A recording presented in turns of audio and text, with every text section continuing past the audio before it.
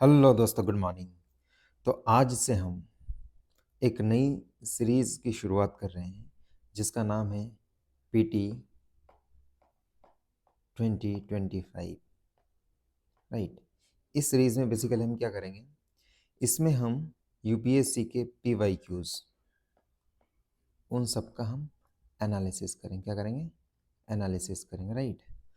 Like we are not going to just read the MCQs, but हम क्या करेंगे, इसमें क्वेश्चन को एक तरह से एनालाइज करेंगे और उसमें जितने भी ऑप्शन दे रखे लाइक ए बी सी और डी, इन ऑप्शन से रिलेटेड इंफॉर्मेशन को भी कलेक्ट करेंगे। क्यों करेंगे? So that we can use this information in the forthcoming examination. Right. ऐसा नहीं कि ये क्वेश्चन पढ़ा उसका राइट आंसर है और आगे चल देना। इसके ऑप्शन से उनको भी एनालाइज करेंगे, because this is the what I would like to say important point in the analysing the PYQs. Right. और इससे आपको ये पता चलेगा कि वाकई पढ़ना क्या है भाई। देखो, पढ़ना तो बहुत ज़रूरी है, लेकिन उससे भी ज़्यादा ज़रूरी ये होती है कि पढ़ना क्या है, व्हाट टू रीड।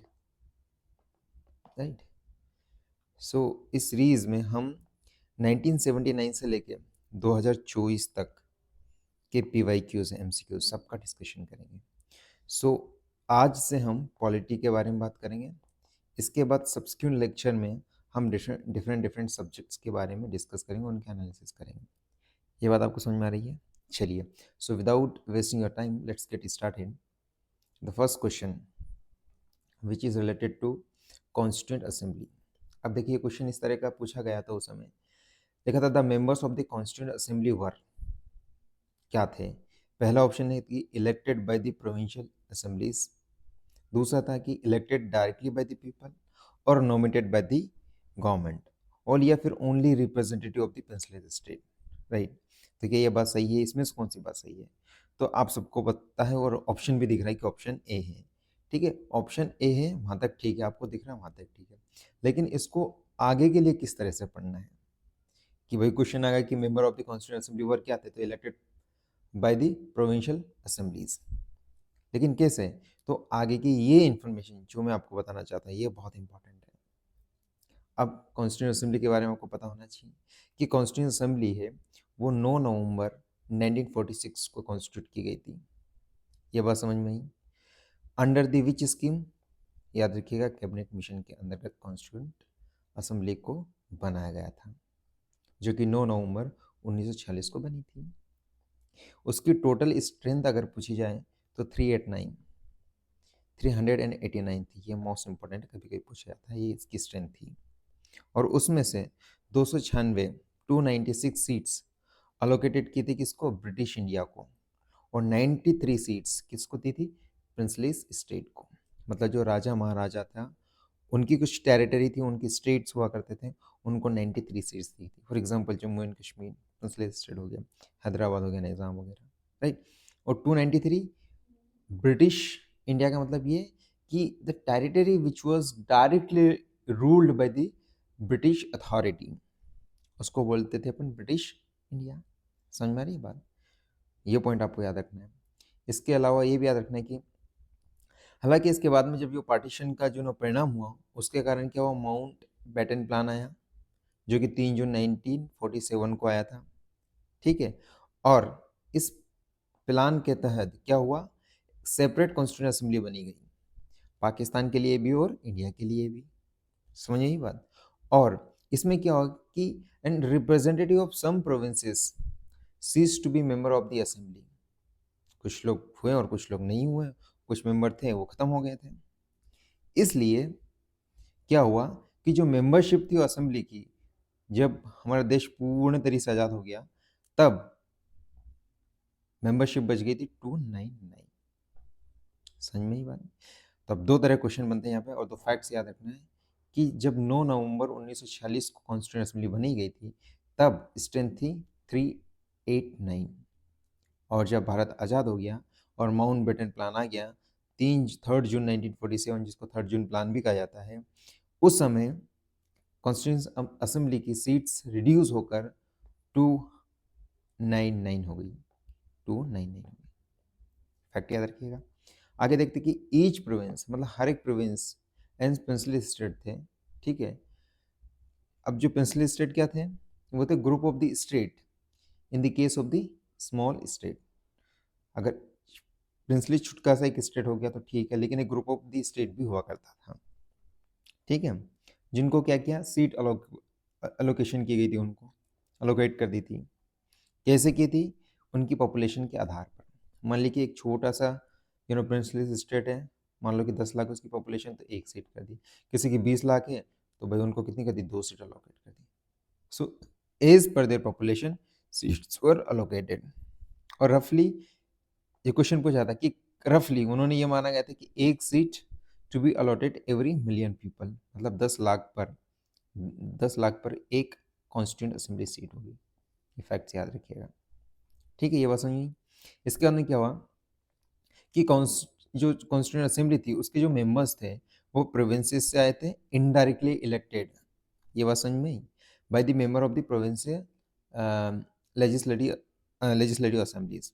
जो प्रोविंशियल उस समय उसको असेंबली कहा जाता था, ठीक है। और जो बंदे जिस प्रोविंशियल असेंबली में इलेक्टेड होते थे वो खुद एक लिमिटेड फ्रेंचाइज के आधार पर इलेक्टेड होते थे, और वहाँ से फिर एक बंदे को डायरेक्ट कॉन्स्टिट्यूंट असेंबली में भेजा था। समझ में रही बात।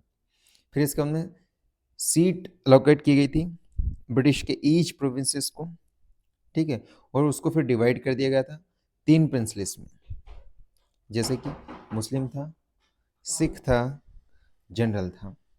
तो all the except Muslim and Sikh, उन सारे प्रोपोर्शन को क्या किया था, उनके प्रोपोर्शन में रखा गया था, ठीक है।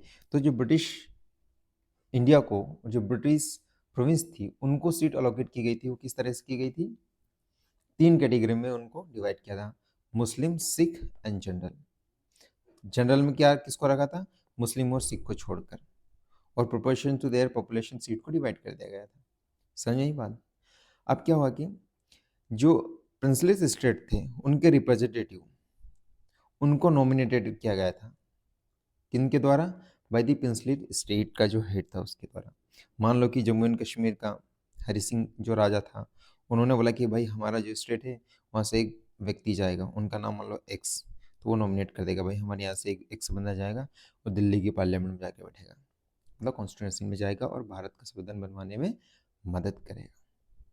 समझी बात। तो इलेक्शन जो कॉन्स्टिट्यूंट असेंबली का था, अब क्या हुआ कि for 296 seats were allocated to the British Indian provinces were held in August 1947, मतलब 296 सीट्स थी, उस पर इलेक्शन हुआ था, ठीक है, जो ब्रिटिश इंडिया के प्रोविंसेस को अलोकेट किया था उस पर, ठीक है। उसमें से क्या हुआ कि 208 सीट आईएनसी ने जीती थी, मतलब इंडियन नेशनल कांग्रेस ने, मुस्लिम लीग ने 73, और बाकी की जो रिमेनिंग अदर्स थी वो कहीं ना कहीं गुप हो गई थी। कैसे गुप हो गई थी, इधर देखो यहाँ पॉइंट लिखा है कि 93 सीट जो बची थी allocated to the princely state को दिया गया था, लेकिन वो फिल्ड नहीं हुई थी। क्यों? क्योंकि उन्होंने कॉन्स्टिट्यूंट असेंबली से बाहर रहने की कसम खाई थी कि हम कॉन्स्टिट्यूंट असेंबली में नहीं जाएंगे। सही बात, समझ में ही बात। सो 283 और 73 तो हो ही गई थी, कितने हो गए, ये हो गया 281 और 93 बाहर रह गई थी, तो 2 हो गया, और ये कितना होगा 372 के आसपास हो रही थी, राइट। सो ये थोड़ा सा आंकड़ा आपको ध्यान रखने, टोटल इतनी सीट्स हो पाई थी। समझ ये बात, बहुत बढ़िया। और इसके अलावा क्या इंपॉर्टेंट पॉइंट है जो आपको बता सकता हूँ, कोई बात नहीं, ठीक है। Let's go ahead. देखो पहला क्वेश्चन में इतना टाइम लग रहा है, लेकिन इसका मतलब ये नहीं कि आपका पढ़ना वर्थ नहीं है, आप सारी इन्फॉर्मेशन आपने कलेक्ट कर ली है।